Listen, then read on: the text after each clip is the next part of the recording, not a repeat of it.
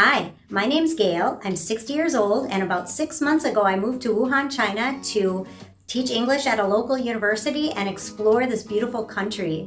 If you've been following my other videos, you know that my best friend came and we met in Shanghai and we traveled to 5 different cities. Well, I've gone through my photos and videos and I'd like to share with you our day and a half in Shanghai. Now, you might think that I wouldn't be nervous just traveling from Wuhan to Shanghai. I mean, after all, I moved all the way over here, for crying out loud. But I was really nervous. I was, booked a lot of train tickets for this trip. And then also I wanted to navigate myself from the Shanghai train station, which I had never been to, and use the metro to get out to pick up my friend. But it was so easy to get around and everything went so well. You basically just use your passport as your ticket. You don't even need manual tickets. So it worked out really great. I'm gonna share with you some videos from our day in Shanghai and share with you our hotel that we stayed in, and it was a dream come true for me. I've wanted to go to Shanghai for 30 years, so I'm so excited I got to see this amazing city. I started my morning at Wuhan's Hankou railway station. It was pristine, clean, and so easy to navigate.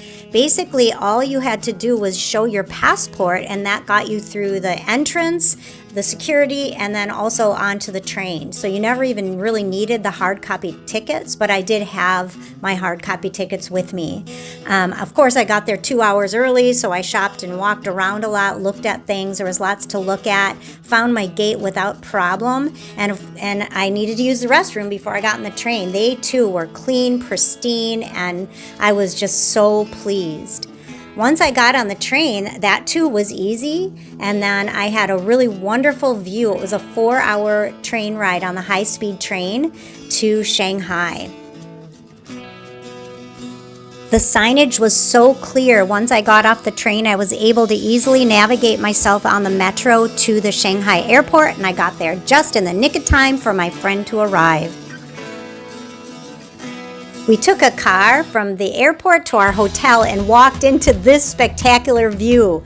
My friend had booked all the hotels, and she's in a luxury phase of life, and so she booked these really fancy hotels right in city center. This one overlooked People's Park. I'm not sure if I can tell you which one it is on YouTube or not, but it had spectacular views, and it's one of the only ones that had an outdoor pool, so we enjoyed that as much as we could because those are hard to come by in China. And we were gearing up for a big day, and it was going to be really hot, like 40 degrees Celsius, 100 degrees Fahrenheit. So we were gearing up to head out to tour Shanghai. We signed up for a full day tour through Viator so we could see as much as possible. We learned so much. Shanghai began as a small fishing village on the Yangtze River Delta, with habitation tracing back 6,000 years. Over the centuries, the city grew and became known as a port for cotton and textiles. Today, it's a leading financial and cultural capital. It's 2,500 square miles in size, 8 times bigger than New York City, with a population of over 29 million. After the First Opium War in 1842, Shanghai became a treaty port to foreign powers. British, American, and French concessions transformed the city into a cosmopolitan center. This era saw rapid development, and by the 20th century, Shanghai was known as the Paris of the East. Our first stop on our tour was the famous French concession area. The area felt like a little piece of Europe tucked right into the heart of Shanghai, with tree-lined streets, adorable coffee shops, cute restaurants, and a blend of Art Deco, colonial, and local styles. It was really hot, so we welcomed our next stop to the air-conditioned Shanghai Museum.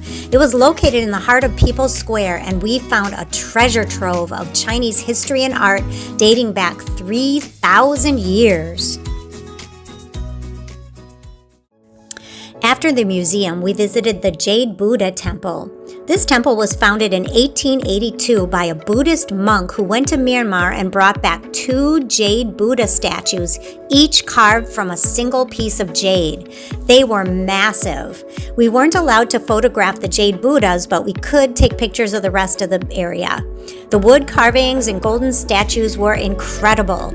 This is still an active Buddhist monastery and people worship there regularly. It's right in the heart of the city, and this visit offered a serene break in our day.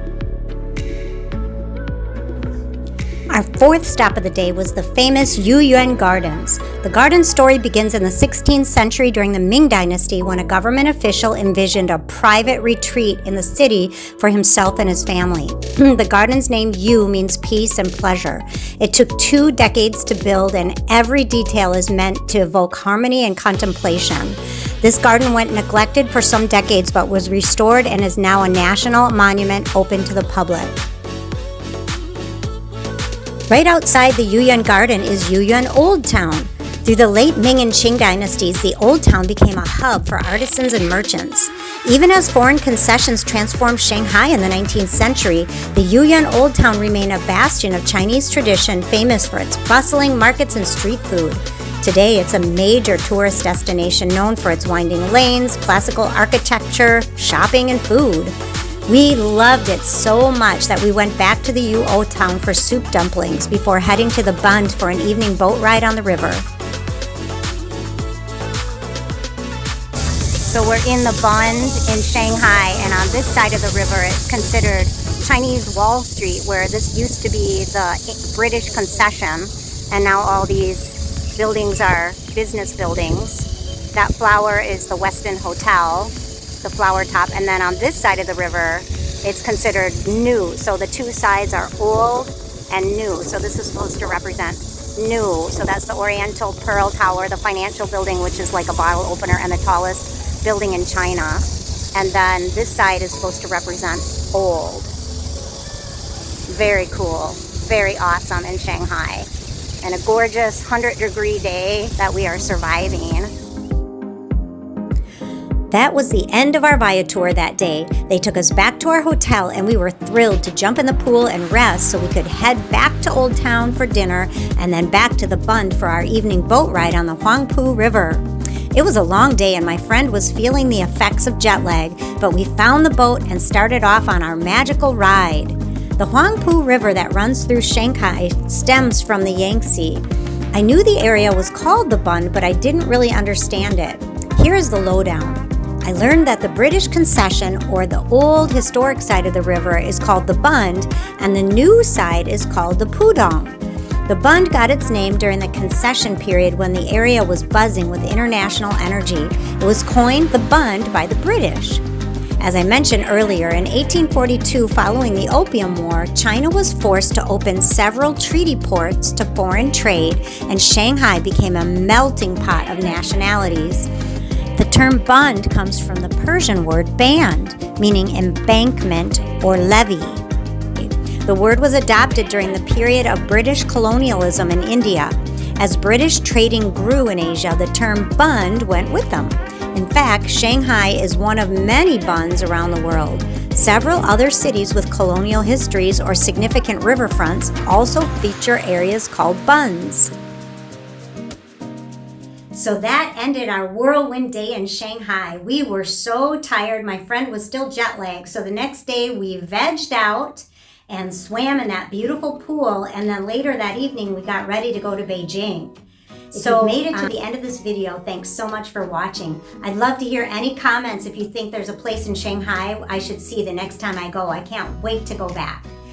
My personal takeaway from that one day in Shanghai was something I learned at the Yu Garden. Our tour guide shared with us that one of the motivations that the politician developed the Yu Garden was to create a sanctuary of peace. He was struggling with day-to-day work stuff, like things like dealing with interpersonal relations, all the political push and pull, all stuff we deal with today at work. And so the takeaway for all of us, I think, is we need to create our own sanctuaries of peace, because we're always going to be dealing with humans. There's always going to be politics in our lives. There's always going to be this push and pull. And so let's all try to strive for peace as we move along our journeys and try to be the best people we can be. Thanks so much for watching, and I'll see you in the next video.